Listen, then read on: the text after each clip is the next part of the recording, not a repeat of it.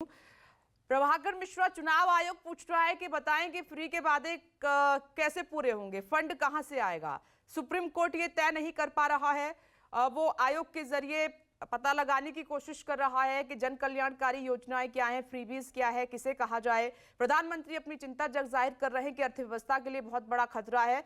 लेकिन देखिए ना, चुनाव आते ही फ्री की जो रेस है, वादों की जो झड़ी है, वो तो लगातार लग रही है, कोई पीछे नहीं है इसमें। तो चिंता की बात इसमें क्या है? ये सिर्फ ऊपर ऊपर की बातें हैं या इस पर अमल भी होगा?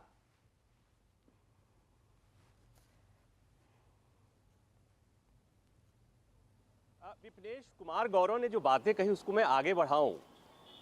जब सुप्रीम कोर्ट में सुनवाई चल रही थी अगस्त में, तो उसमें मुख्य न्यायाधीश जस्टिस रमना, जो तत्कालीन सीजेआई थे, उन्होंने चिंता जताई थी। और उन्होंने चिंता जताई थी कि देश की आर्थिक स्थिति का, आर्थिक सेहत पर असर पड़ता है इन योजनाओं से। और सुप्रीम कोर्ट की चिंता वही थी जो याचिका में कही गई थी, जो जनहित याचिका दायर हुई थी। और वही चिंता, मुझे माफ कीजिए कि मेरी आवाज मुझे वापस आ रही है, बट हम आपको ठीक से सुन पा रहे हैं प्रभाकर मिश्रा। से भी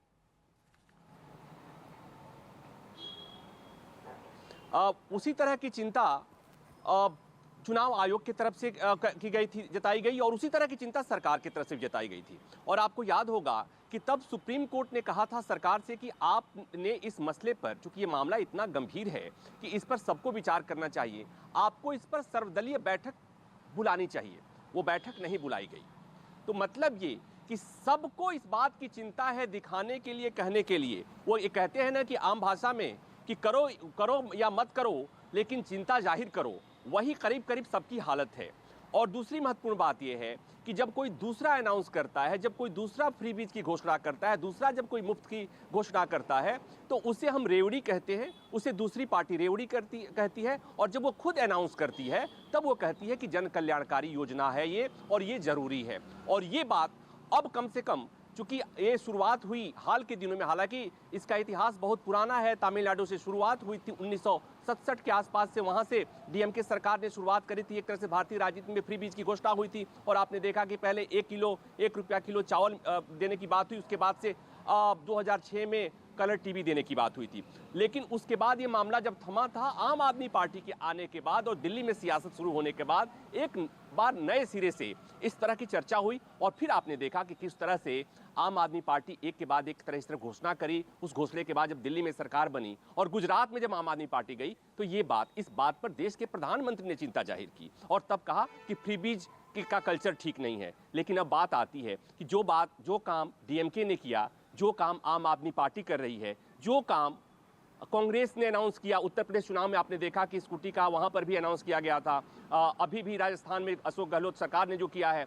तो कुल मिलाकर ये कि कोई भी पार्टी आज के समय में ये कहने की स्थिति में नहीं है कि वो फ्रीबीज का अनाउंसमेंट नहीं कर रही है। लेकिन दिक्कत यहां आ रही है, इसे हिपोक्रेसी ही कहते हैं, दिक्कत यहां आ रही है कि जब खुद करे तो उसे कहा जाता है कि ये जन कल्याण के लिए योजनाएं अनाउंस की गई हैं, और जब दूसरी पार्टी करती है तब ये कहा जाता है कि ये फ्रीबीज है, मुफ्त की रेवड़ी है। और यहीं पर राजनीति का दोहरा चरित्र समझ में आता है।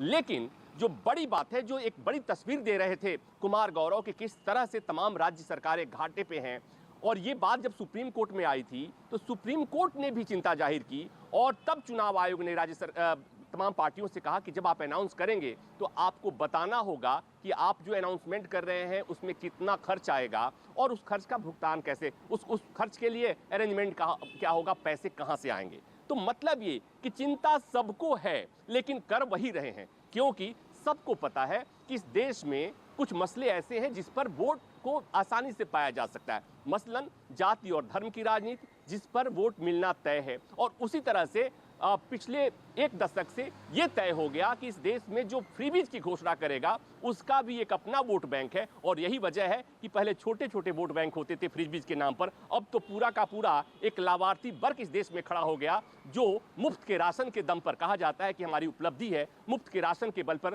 वोट इकट्ठा करने की कोशिश हो रही है। तो माफ कीजिएगा, यहां पर जो मुझे बातें दिख रही हैं कि भारतीय राजनीति में जो अब पहले कहा जाता था कि आरक्षण और जाति ऐसे मसले हैं जिस पर कोई भी पार्टी कुछ नकारात्मक बोलने से बचती है, ठीक स्थिति वही आ गई है अब आज के समय में जी। कि जब तक कोई पॉलिटिकल पार्टी फ्रीबीज के अनाउंसमेंट नहीं करेगी उसे भरोसा ही नहीं रहा कि वो चुनाव जीतेगी। और यही वजह है कि चाहे वो आम आदमी पार्टी हो, चाहे वो कांग्रेस हो, चाहे वो बीजेपी हो, या चाहे वो डीएमके हो, चाहे कोई और पार्टी हो, करीब करीब सभी पार्टियां एक ही पेज पर हैं। और एक बात और, यही बात जब मुख्य न्यायाधीश के सीजेआई रमना जब बात कर रहे थे, उनके सामने जब केंद्र सरकार की तरफ से कहा गया कि एक बहुत बड़ी समस्या है, तब सीजेआई ने कहा था कि माफ कीजिएगा, ये फ्रीबीज सभी पार्टियों को चाहिए और इसमें बीजेपी भी पीछे नहीं है। तो अब बीजेपी आम आदमी पार्टी पर आरोप लगा रही थी, कांग्रेस बीजेपी पर आरोप लगा रही थी, और अब जो हुआ है, चाहे राजस्थान का बजट देख लीजिए कि अब कांग्रेस इस स्थिति में नहीं है कि वो कहे कि वो फ्रीबीज के खिलाफ है, मुखालफत करती है, और बीजेपी तो